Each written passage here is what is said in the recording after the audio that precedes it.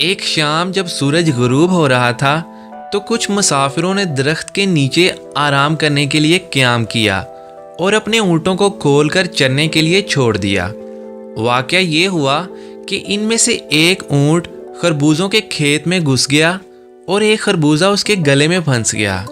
مالک نے یہ دیکھتے ہی اونٹ کے گلے کے گرد کمبل باندھا اور پوری قوت کے ساتھ اس جگہ ضرب لگائی۔ فوراً ہی اونٹ کے گلے میں خربوزہ ٹوٹ گیا اور آسانی سے نگلا گیا۔ ایک اجنبی جو ابھی ابھی وہاں پہنچا تھا، اس نے یہ تمام کاروائی غور سے دیکھی، اپنا سامان کندھے پر رکھا اور اگلے گاؤں چلا گیا اور یہ ظاہر کیا کہ وہ ایک معالج یعنی ڈاکٹر ہے۔ دیہاتیوں نے پوچھا، تم کس بیماری کا علاج کرتے ہو؟ نیم حکیم نے کہا، میں گلے کی بیماری کا علاج کرتا ہوں۔ ایک بوڑھی عورت جس کا گلا خطرناک حد تک سوجا ہوا تھا، اس نے کہا، او میرے بیٹے، اگر تم میرے گلڑ کا علاج کر دو تو میں تمہیں ہمیشہ دعائیں دوں گی۔ نیم حکیم نے کہا، مجھے ایک کمبل اور لکڑی کا ہتھوڑا لا دو۔ جو ہی وہ لائے گئے، اس نے بڑھیا کا گلا باندھا اور سوجے ہوئے حصے پر اتنی زور سے ضرب لگائی کہ بڑھیا فوراً مر گئی۔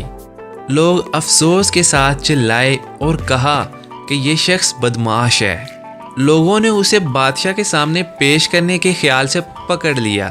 ان میں سے ایک آدمی نے کہا کہ وہ بہت بوڑھی تھی جسے بہت جلد مر جانا تھا۔ آؤ ہم اس بد نصیب آدمی کو مجبور کریں کہ اس کی قبر کھودے اور اس کے بعد ہم اس کی پٹائی کر کے اسے جانے دیں گے۔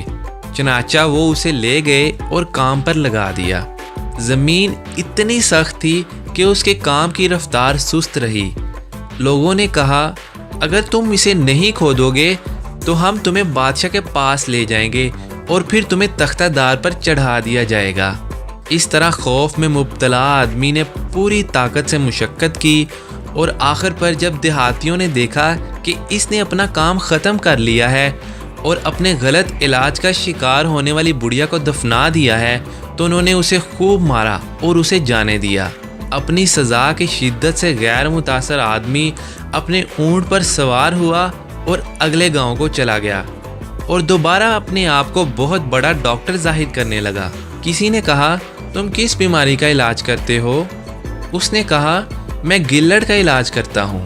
اس بار ایک بوڑھے نے اپنے آپ کو علاج کے لیے پیش کیا، لیکن جعلی ڈاکٹر نے کہا، اے نیک لوگو، ادھر دیکھو، میں اپنی طرف سے اس بیماری کا علاج کروں گا، لیکن یاد رکھو اگر یہ بدقسمتی سے میرے ہاتھوں مارا جائے تو مجھے اس آدمی کی قبر کھودنے پر مجبور نہ کیا جائے۔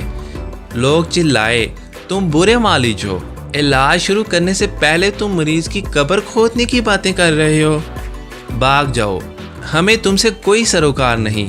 یہ سن کر جعلی ڈاکٹر اپنے آپ سے کہنے لگا، ان اونٹ والوں نے مجھے اس بیماری کے علاج کا صحیح طریقہ نہیں دکھایا، شاید وہ مجھے کوئی مشورہ دیں گے۔ جب وہ ان تک پہنچ گیا تو چلایا، تم کس طرح کے بیوقوف آدمی ہو؟ میں ایک بڑھیا سے ملا جو تمہارے اونٹ کی طرح ہی گلڑ کا شکار تھی۔ میں نے اس کی گردن کے گرد کمبل باندھا اور لکڑی کے ہتھوڑے سے ضرب لگائی، لیکن تمہارے اونٹ کی طرح صحت یاب ہونے کی بجائے وہ مر گئی، اور بجائے اس کے کہ میں فیس لیتا، مجھے اس کی قبر کھودنے پر مجبور کیا گیا۔ اونٹ والوں نے جواب دیا، ہم نہیں بلکہ تم بیوقوف ہو۔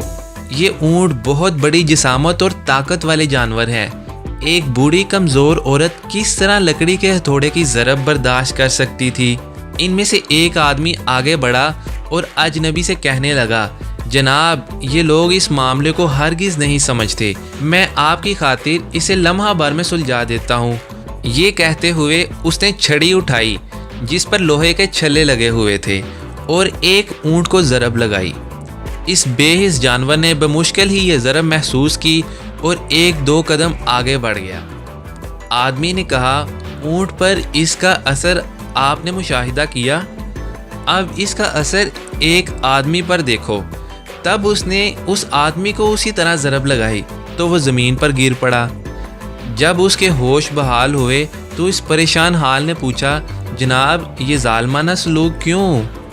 اونٹ والے نے جواب دیا، میں تمہیں یہ دکھانا چاہتا تھا کہ جو کچھ اونٹ کے لیے ٹھیک ہے وہ بیچارے بوڑھے مردوں اور عورتوں کے لیے ٹھیک نہیں۔